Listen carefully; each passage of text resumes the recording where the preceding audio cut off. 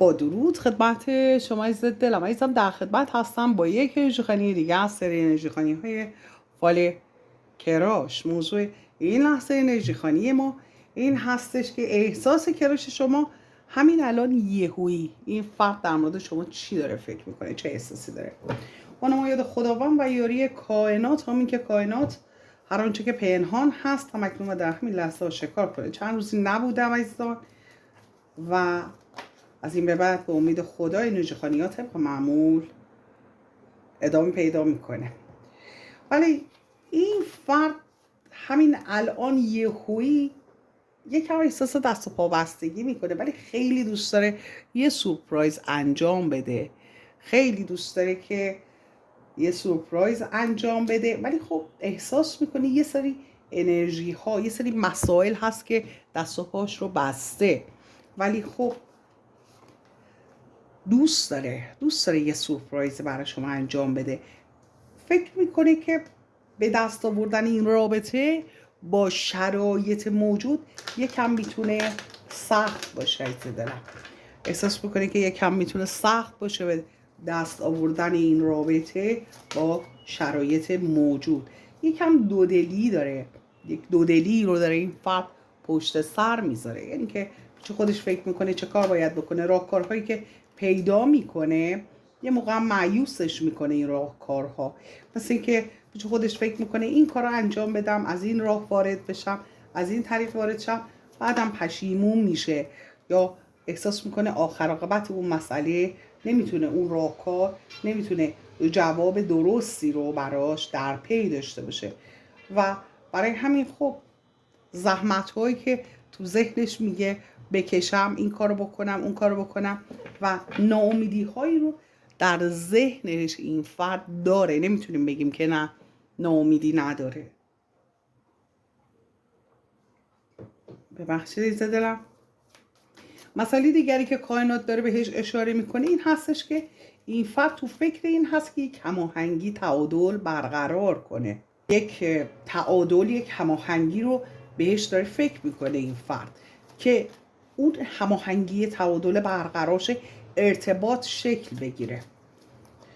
این ارتباط رو میخواد این فرد، این رابطه رو میخواد داشته باشه، بنابراین ذهنش رو درگیر کرده شده، یک تصمیمی گرفته بابت اینکه خودش رو از این دست و پا بستگی نجات بده، یه خورده راه ها رو برای خودش باز کنه.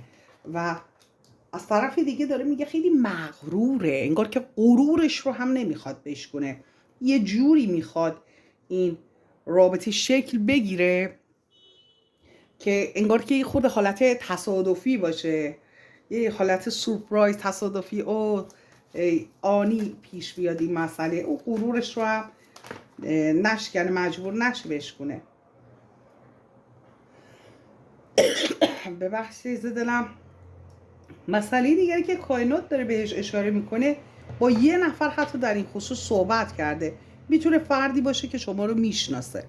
حالا اینکه این فرد صحبت کرده با این نفر سوم، که با این فردی که صحبت کرده ممکن هست یک فردی باشه که از دور شما رو میشناسه، یا اینکه حالا عکس شما رو نشون داده یا مشخصات شما رو گفته و نظر اون فرد رو خواسته.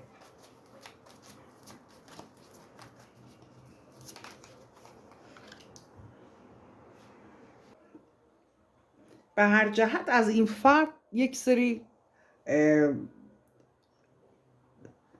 به هر جهت خواسته که کمک بگیره. حالا مشخصاتتون رو داده یا اینکه این فرد میشناسه، ولی خب این فرد کاری که کرده جنبه‌های منفی و مثبت این رابطه رو بهش گفته. میتونه حتی با یه روانشناس خوب صحبت کرده باشه، با کسی که مشاوره میکنه باهاش همیشه، و اون فرد جنبه‌های منفی مثبت این مسئله رو گفته. و اینکه خب اگر رابطه شکل بگیره، اون جنبه‌های منفی، یعنی که حالا اون موانع رو اگر بتونه برداره، بهش گفته که خیلی این رابطه میتونه رابطه عالی بشه. حتی میتونه دیدگاه خود این فرد در خصوص شما و این رابطه این باشه. ولی مسئله دیگری که کائنات داره بهش اشاره میکنه در اینجا، همونطور که ملاحظه میفرمایید، خبرهایی که شما خواهید شنید، تغییراتی که این فرد ایجاد میخواد بکنه که داره بهش همین الان یهویی فکر میکنه، این تغییرات روی گزینه‌های مختلف تاثیرگذار خواهد بود. و مسئله‌ای که داره کائنات بهش اشاره میکنه این هستش که این فرد از نظر مالی هم احساس میکنه شرایط بهبود پیدا میکنه. حالا اینکه شرایط مالی شما میتونه تاثیرگذار باشه روی این فرد، روی شرایط این فرد، ممکن هست این باشه. و یا اینکه هم فکری کردن با شما به نفعش باشه، میتونه باشه. یا حالا از شما کمک گرفتن در خصوص مسائل مالی، بر جهت شرایط مالی رو بهتر میبینه در کنار شما. فکرش این هستش، حدسش بر این هستش. دنبال یک راهکارهایی هستش که این راههای بسته رو برای خودش باز بکنه این فرد و به این مسئله فکر میکنه. و از طرف دیگه یک تضادی در ذهنش وجود داره. حالا این تضادی که وجود داره میتونه دلیلش این باشه که شما وقتی این فرد رو میبینی یه موقع انعطاف نشون میدی، یه موقع فرار میکنی، پیش خودش فکر میکنی که آیا منو میخواد نمیخواد. میتونه یه جنبش این باشه. یه جنبش این باشه، میخوام ورژن های مختلف رو خدمتتون عرض کنم که شما دقیقا خودتون رو توی انرژی خانی پیدا کنید، تو مسیر انرژی خانی خودتون رو، اون جایگاه خودتون رو، اون قسمتی که مربوط به خودتون هست رو پیدا کنید. میتونه یه دلیل دیگهش این باشه که این فرد پیش خودش فکر میکنه که اگر این موانع برطرف شه چی میشه، برطرف نشه چی میشه، یا اختلافاتی برای خودش توی مسائل مالیش، توی شرایط و وجهه اجتماعیش، روی مسائل خانوادگیش، روی مسائل کلی زندگیش چه تأثیراتی میتونه بگذاره رابطه با شما. بنابراین جنبه های مختلف موضوع رو بررسی میکنه. ولی خب پس از این اختلافات و اختلاف نظرها، یا بهتره بگیم اون جنگی که در ذهن خودش داره این فرد در خصوص این رابطه، که از یه طرف دوست داره این رابطه رو داشته باشه، دوست داره این رابطه رو حس کنه، دوست داره این رابطه رو تجربه کنه، دوست داره در کنار شما باشه، یک سری منافعی میبینه این وسط. میتونه شرایط مالی باشه، شرایط احساسی باشه، و یک هماهنگی بین شما خودش احساس میکنه و میخواد یک هماهنگی هم توی شرایط بسترسازی بکنه. عزیز دلم به فکر بسترسازی هستش. گفتم بسترسازی. حالا بعضی میگه هم جون بستر، ما فقط یه بستر میشناسیم، ولی احتمال داره این فرد به اون بستر دوم هم فکر کنه. مسئله که هسته شرایط بسیار ایدئالی رو در مورد شما میبینه از نظر روحی و از نظر شرایط شما رو، شرایط شما رو بسیار ایدئال میبینه. و همونطور که ملاحظه میفرمایید ستاره اقبالتون رو یکی میبینه. حتی شما رو این فرد جفت روحی میدونه.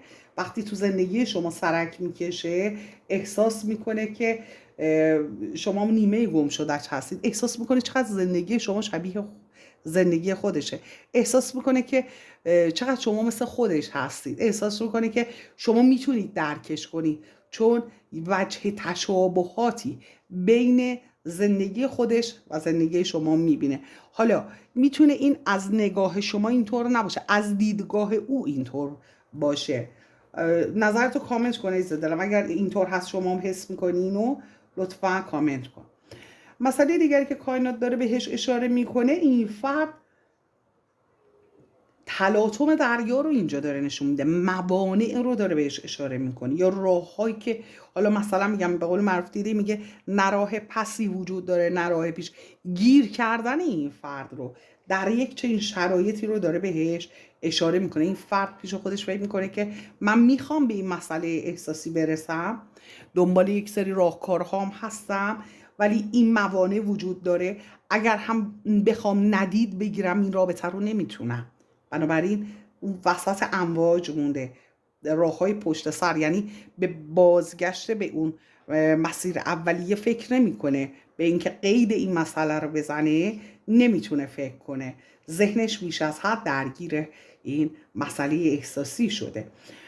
و مسئله دیگری که کائنات داره بهش اشاره میکنه، همونطور که ملاحظه میفرمایید، داره به 9 سکه اشاره میکنه. شرایط مالی خوب، خبرهای خوب، یه چیزایی در مورد شما این روزها شنیده.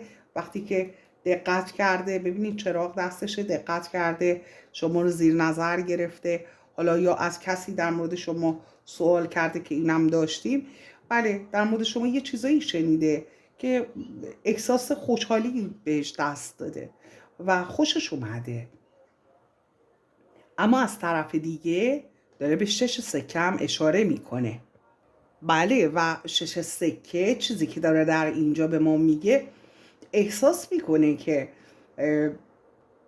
ممکن هست در کنار این که خب خبرهای خوبی به یه چیزایی شنیده خوشش اومده، از یه طرف احساس میکنه که شما مرکز توجهتون او نیست. این قسمتی که ناراحتش کرده این هست. 6 سکه نشون دهنده این هستش که حالا شما شاید به فرد دیگری توجه داری یا مسائل دیگری. به طور مثال عرض میکنم فرزندتون از همسر سابقتون، مثال عرض میکنم، یا مسائل کاریتون، مسائل مالیتون، چیزای دیگری وجود داره که ذهن شما رو مشغول کرده باشه از نگاه او، یا اینکه حالا همکار شما ذهنت رو درگیر کرده باشه. یه همچین حسی رو هم داره این فرد. ولی به 2 جام فکر کردن این فرد، میخواد جام احساسش رو به شما بده، جام احساس شما رو بگیره، میخواد یک رابطه با شما برقرار کنه، حاضر نیست. 4 سکه داره میگه حاضر نیست شما رو با کسی یا فردی یا با چیزی تقسیم کنه، نمیتونه و نمیخواد این کارو بکنه.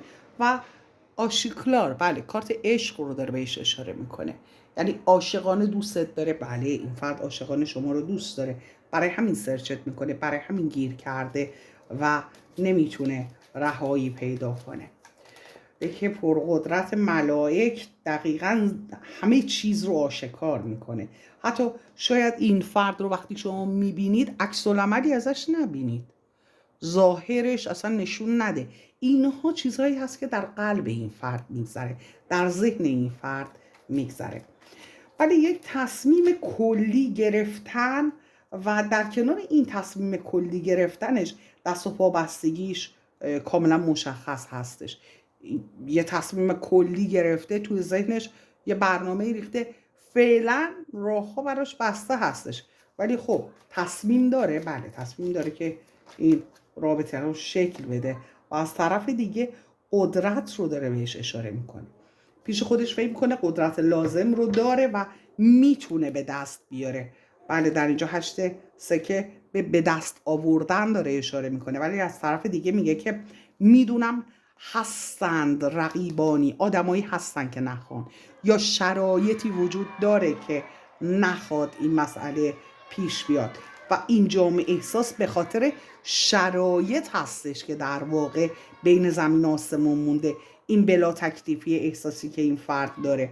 ولی روی رفتارش هم خیلی داره کار میکنه، یعنی یه چیزهایی هست احساس میکنه که یه مواردی در رفتارش وجود داره که باید یه تغییراتی درش به وجود بیاره و از طرف دیگه احساس میکنه که این مسئله احساسی، این جام احساس تکلیفش بالاخره مشخص خواهد شد. خورشید رو داره بهش اشاره میکنه، آشکار شدن یه سری مسائل.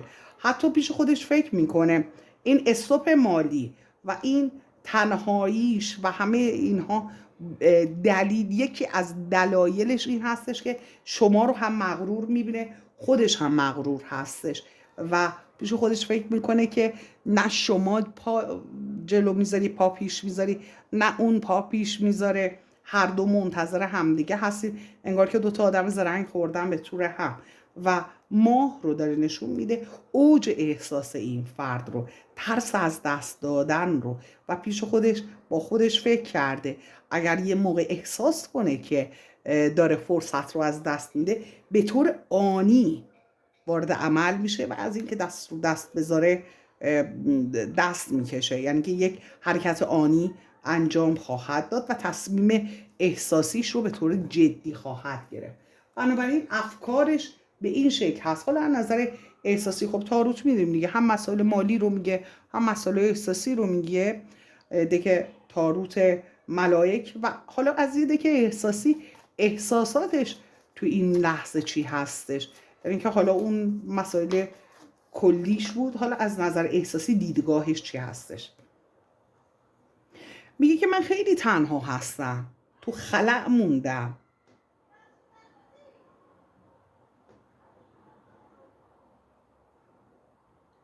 بله، حالا اگر با شما گذشته‌ای داشته باشه از زمانی که حالا توی محل کار بودین، توی محل بودین، حالا اگر یه همچین شرایطی بوده باشه که این فرد شما رو میدیده الان نمیتونه ببینه، یا اینکه اون ارتباط مثل سابق نیستش، میگه که از اینکه شما نیستی، شما رو نمیبینه، حس خوبی نداره، یا حالا اصلا هیچ ارتباطی با شما این فرد نداشته، یک ارتباطیه که جدید میخواد شکل بگیره.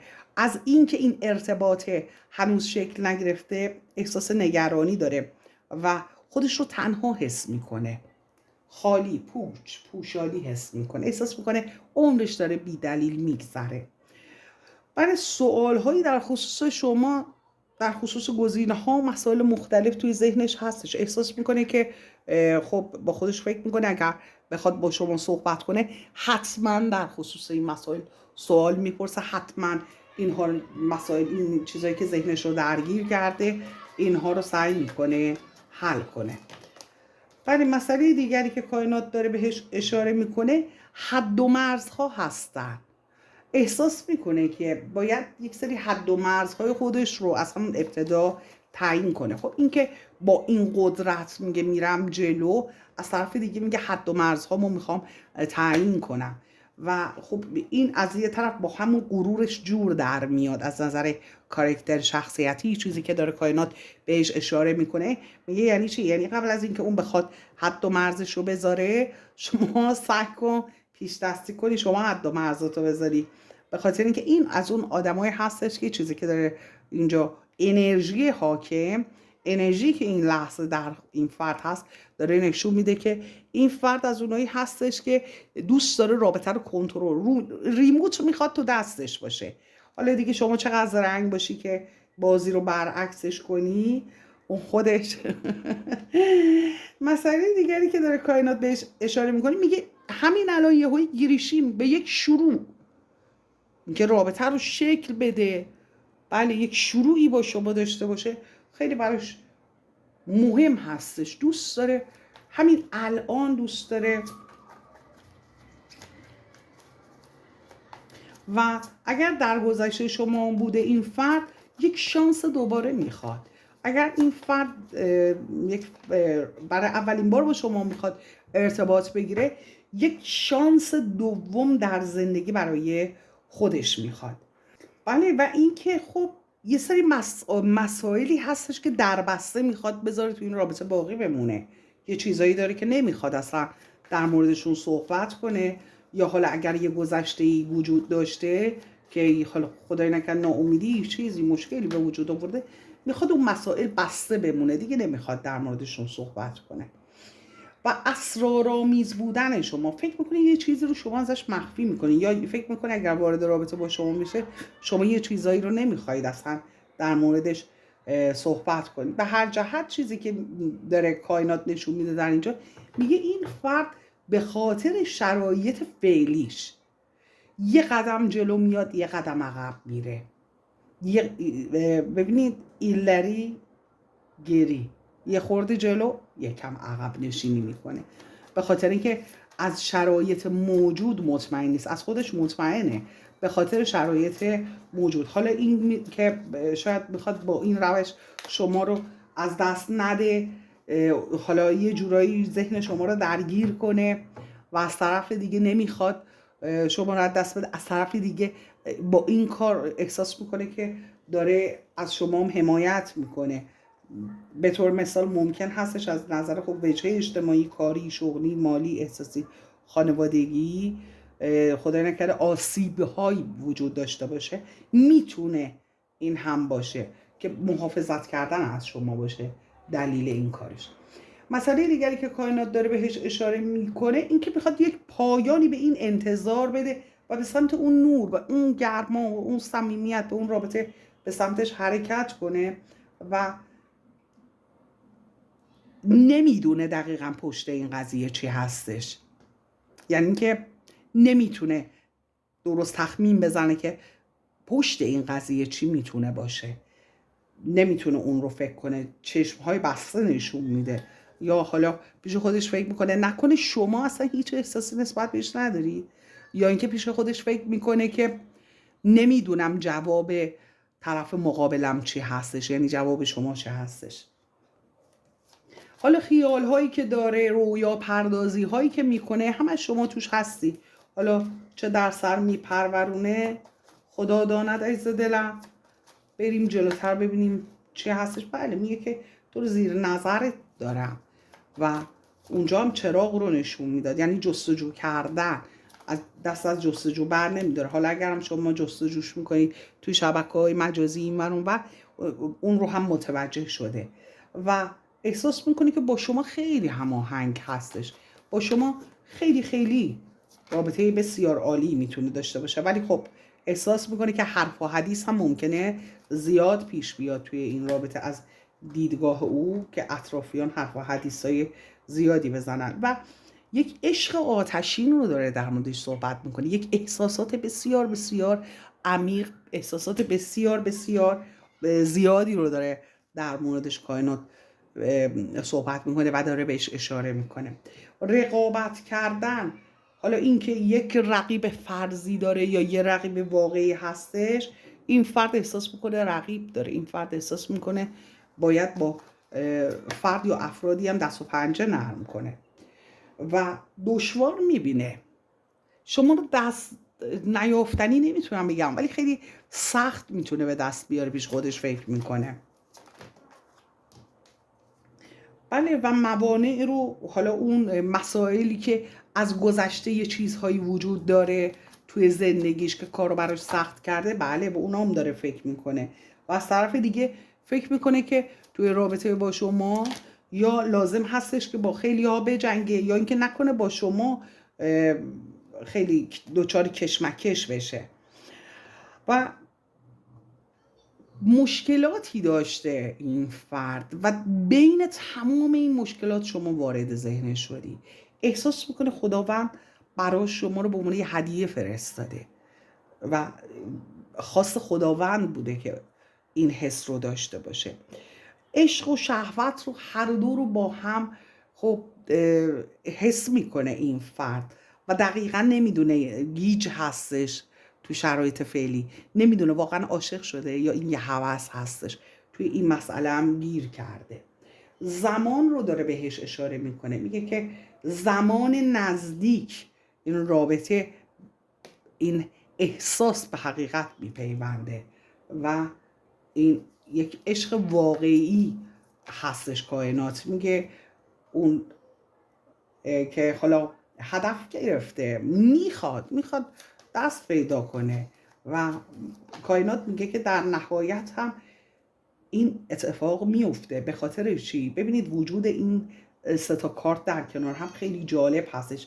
در اینجا هم خب بگیم این 4 تا زمان رو داره نشون میده و از طرف دیگه داره میگه که یک عشقی که مثل یک خزینه میمونه، یه عشقی که حالا خیلی خاص هستش و هدف گرفته و در اینجا به یک سری اتفاقهایی داره اشاره میکنه که انگار یه دفتری که باز شده، تازه یک صفحه جدید هست.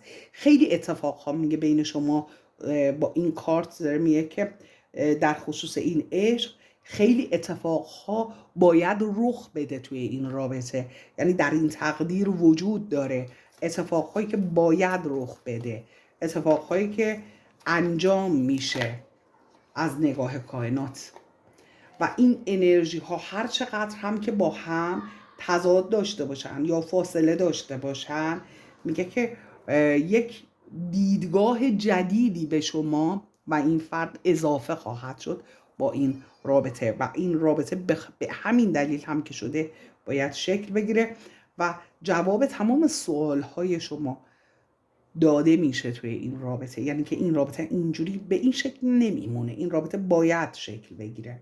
میگه هر چقدر هم سرد باشه همونقدر رویا پردازی های این فرد، خواسته های این فرد از رابطه بیشتر هست. حتی به ازدواج میبینیم که داره فکر میکنه، با هم بودن، با هم زندگی کردن.